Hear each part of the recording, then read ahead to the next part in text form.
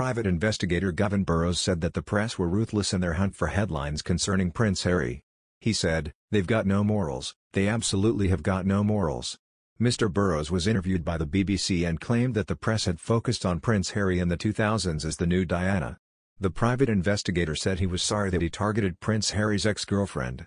He added, "As explained to me by a couple of editors, Harry had basically become the new Diana." The private investigator went on to say how news editors had told him that putting Prince Harry on the front page of a newspaper sold more copies than Prince William. Mr. Burrows said that when Prince Harry began dating Ms. Davy in 2004, it was seen as a new avenue of business, and her communications were targeted. He said, "There was a lot of voicemail hacking going on. There was a lot of surveillance work on her phones. There was surveillance work on her comms. Chelsy would brag to her friends when she was going to see him." Mr. Burrows added that investigators were interested in Chelsy's medical records. They were also interested in her ex-boyfriends and details of her education. The News of the World's former royal editor was involved in a criminal trial in 2014. At the trial, it was stated that Clive Goodman hacked the messages of Kate Middleton 155 times when she was dating Prince William. The court heard that the editor also hacked the phones of both princes.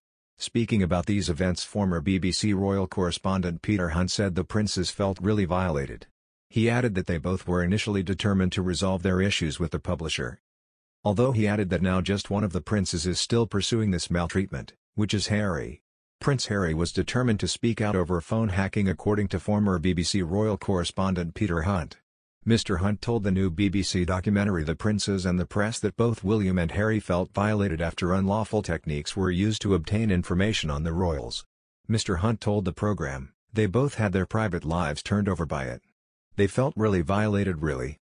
You know, when you saw the evidence of what had been accessed, you know, including, I think it was Kate's phone on Valentine's Day, I think they found that really disturbing. What is really fascinating is the two of them were clearly really determined to try and reach some resolution with the publishers, and at some stage in this process it's now just one of them that is pursuing it, which is Harry." He added, "I remember a conversation with Harry where I said, 'Oh, you should do an interview, you should talk about it because it clearly really exercises you.' Then the person with the hand arrived and he left. But then I spoke subsequently to the person with the hand on the shoulder and they said that he got in the car and he was just kept saying, 'Why can't I do this interview? I want to talk about hacking.'"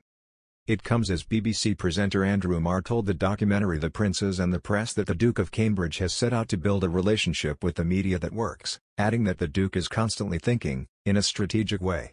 He said, "William knows he has to deal with the media day in day out for the rest of his life. And therefore he has to have a relationship with the media that works. He's constantly thinking, I think, in a strategic way, about how to handle that, how to deal with that." A former press secretary to the Queen, Charles Anson, also told the documentary's producers, "I think Prince William has come to terms with the idea that he is going to be king one day, and that the media coverage of his progress to becoming king is going to be an important part of the way he is perceived in the world." They provided the following joint statement: "A free, responsible and open press is of vital importance to a healthy democracy. However, too often overblown and unfounded claims from unnamed sources are presented as facts, and it is disappointing when anyone, including the BBC, gives them credibility.